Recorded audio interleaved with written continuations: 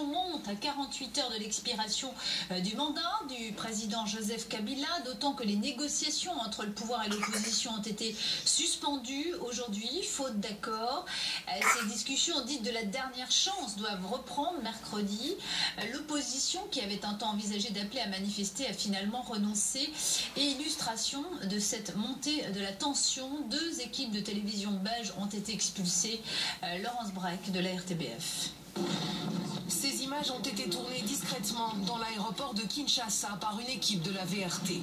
Ils sont accompagnés par des services de sécurité congolais jusqu'aux portes de l'avion qui les ramènent en Belgique.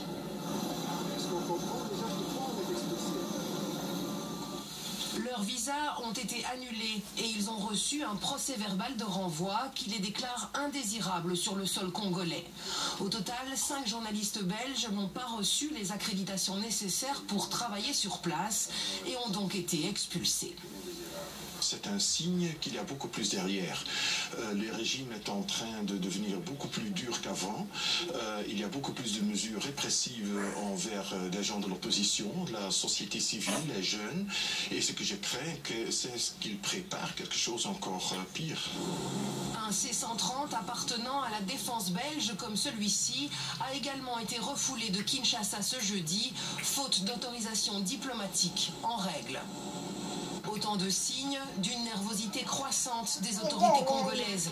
Des tensions toujours plus grandes qui secouent le pays à l'approche de la date du 19 décembre, jour où Joseph Kabila, arrivé en fin de mandat présidentiel, devrait passer la main du pouvoir. Pour raison d'expulser ce journaliste aujourd'hui et l'annonce de la fermeture d'Internet, il y a des difficultés d'acheminer des personnels de sécurité pour sécuriser les ambassades, les consulats, pas seulement belges, européens ou américains. On conseille même aux Belges qui sont sur place de quitter. Beaucoup le font pendant les fêtes, mais je crois qu'il ne faut pas prendre de risques. Dans les rues de Kinshasa, des checkpoints viennent d'être installés et de très nombreux membres des services de renseignement surveillent tout ce qui se passe. L'ancien président du Mali